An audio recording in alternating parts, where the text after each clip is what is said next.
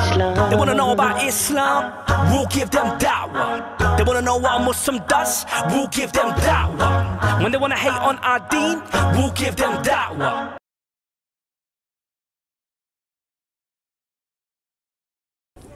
Let's talk. Yeah, but you see, in the real world, it doesn't work like that. But why? As you know. Why can't two people of two leaders of two countries say, stop? We say real world, we are in the real world. No, we are in the real world. But what I'm telling you is that most of these actions take place after they have done all the diplomatic work, all the diplomatic talks and all that. Yes, take the case of Israel and Palestine. Yes, today they have actually, I don't know, been 50, 60 years and they're still talking and still killing each other. You see what I mean? So at certain times, yes, it does where military action is justified. And I'm not saying in the case of Palestine and Israel or in the case of Pakistan and America sending their drones or whatever. Certain times, yes, it is. Intervention is justified. Yes. But I think military actions necessarily comes with the thought of attack. Like, I'm going to stop you by attacking. If someone is going to attack you, then you have to. Not necessarily. Like, for an example, I mean, military intervention could very much be.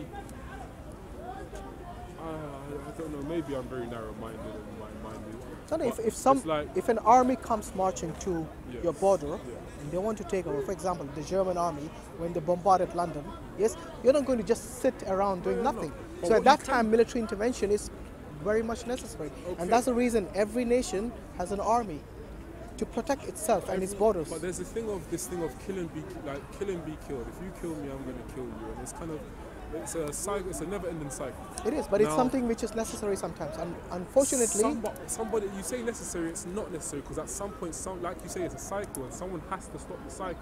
No. So what I meant is, like, for example, say you are the president of a country, and somebody comes and say they want to attack and take over your land. Yes, you try your diplomatic methods, that don't work, but they still, after let's say that deadline has passed of those talks, they say now, yes, from tomorrow we are marching into your country. What are you going to do?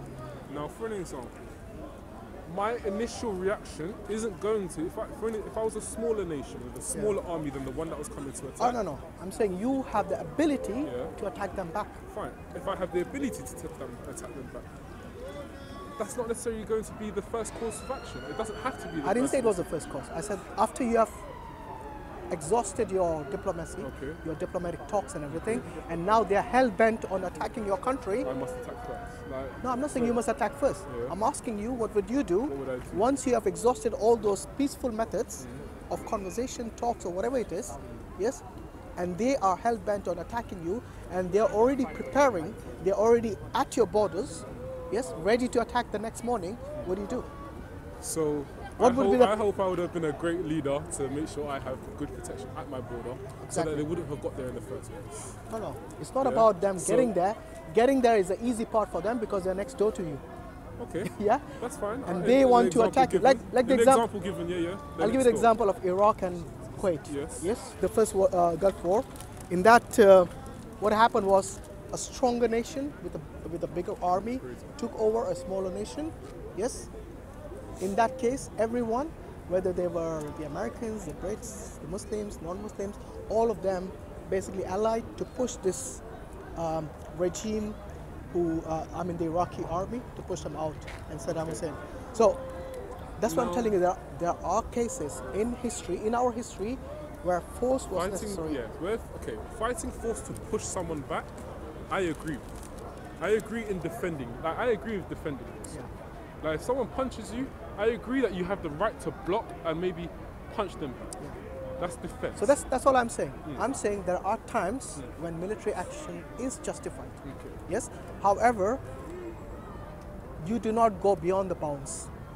Yes. So you do not use excessive force. Yeah, I don't believe because there's an army on my border, I have the right then to go and throw a bomb all the way over to your country. Absolutely. If Germany was coming to the UK, I don't believe that I would have any right to go and throw any bombs over to Germany and kill their innocent civilians. Yeah. No right. So in a war, there are casualties. No one can deny that. Yes. However, if you can reduce those casualties, then that is what you would say a better judgment in that case. Sometimes it's inevitable to kill. Not to kill other than the soldiers. Blessings, yeah? No, man, go enjoy, man. All right, bro, be easy, yeah? So yeah, going back to the question about salvation, what I was saying is that look, at the end of the day, it is your whims and your desires which play a huge role in your intention as well. See what I mean?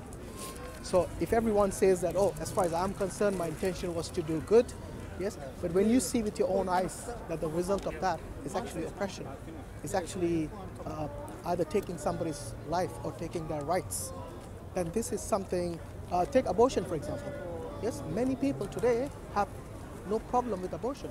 In fact, many mothers who kill their own child in their womb have no issue with this.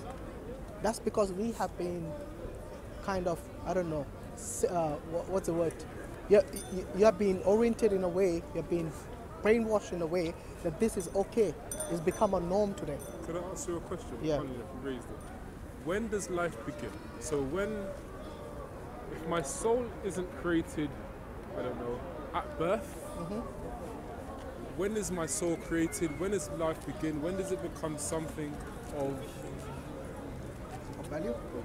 I wouldn't say of value because I think it's always of value. I don't want to take away the value, if that makes sense. But when does it become life? For me, yes, life in terms of when the soul, I believe it's like the Islamic belief is 40 days after you have conceived, that life, soul is breathed into, not exactly sure of the number of days, I might be mistaken, but from memory I believe it's about 40 days. But this is what I'm saying, even before the 40 days, the potential to life, to me, is something that is sacred. Like you said, it's something I will not dehumanize and call it something else. It is of value from the day one. Because you know whenever, I don't know, you got children? You don't have children, okay.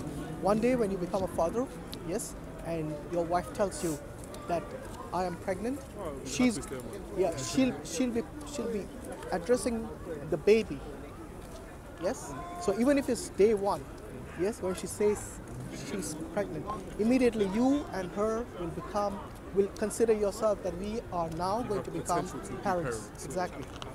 So the woman who loves her baby, from day one they'll be saying my baby.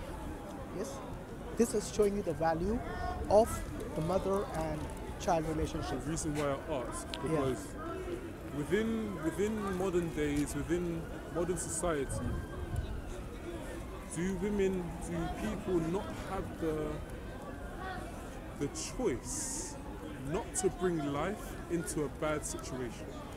Because there's a lot of situations which I know many people would not like to bring life into. Like I've seen women who are homeless, who are pregnant.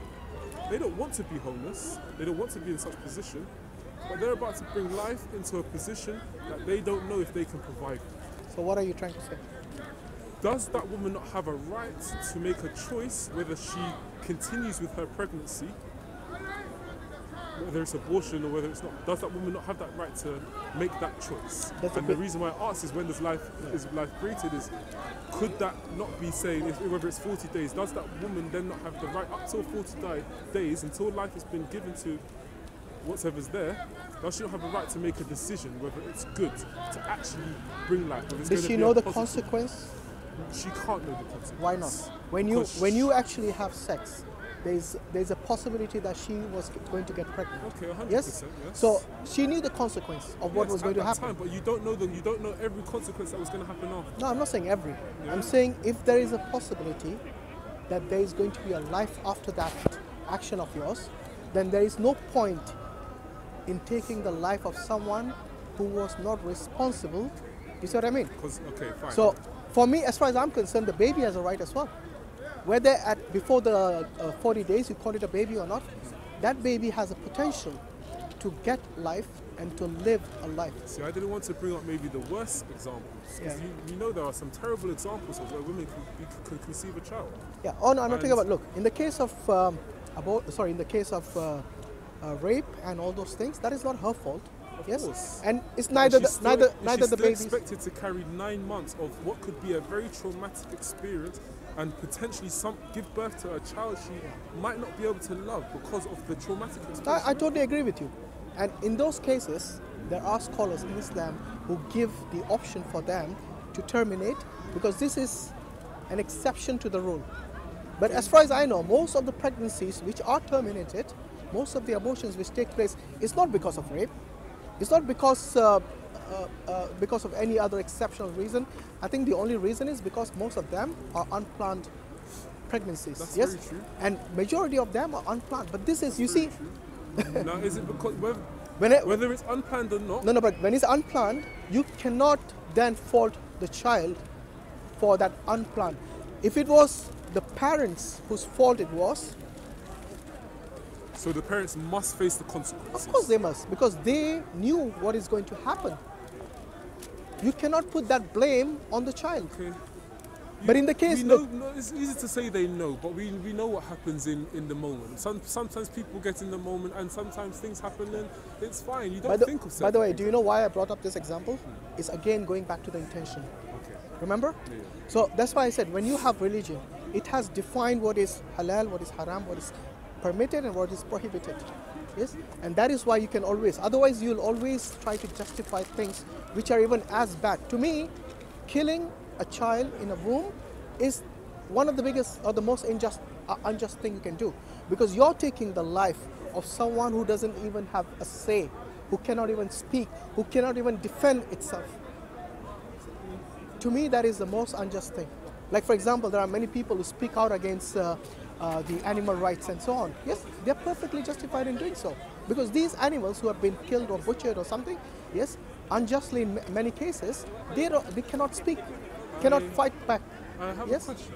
Yeah, heard you but speak let us finish this with regards to the intention, and then we can come to the question you have. So what I'm saying is that, look, at the end of the day, the human desire will always be to justify whatever it feels, whatever he or she feels as right. So the intention to do good or bad is always going to be subjective, unless and until you have something which is objective morality, like in the case of religion, where it has already defined as to what is halal, what is haram, what is prohibited, what is permitted. And even in that case, even after that, for example, abortion is something which is not permitted in Islam. But there are exceptions, and there's difference of opinion amongst the scholars who say, like, for example, when there is a rape, or for example, there's another case where it's permitted is where the mother's life is in danger. So if she goes through this pregnancy, then her life will be in danger. And for us, life is sacred, regardless. So instead of taking 2 lives, so if the mother dies, the baby dies, instead of taking 2 lives, you save 1.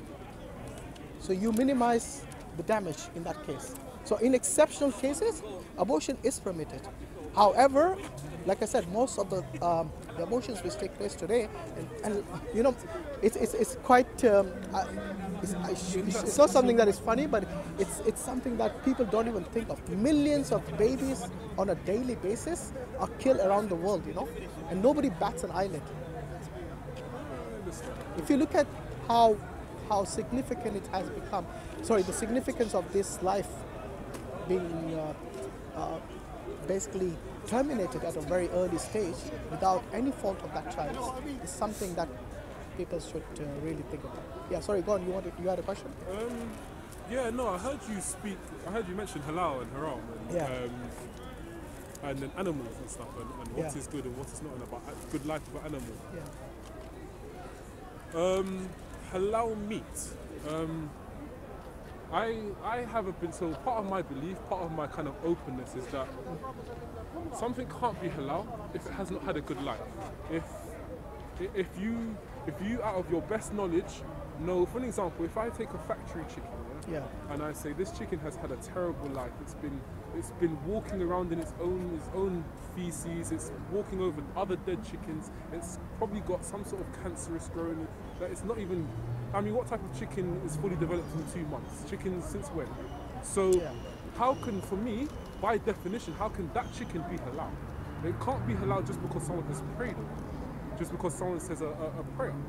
Like, by definition, that halal, something that is halal, needs to have a good life. You need to make sure that it's had a good life, and that the sacrifice, that whatever animal, whatever has been given to you, is actually appreciated properly. Like, because I think that's what it comes down to. It's about the sacrifice that the animal is given to you.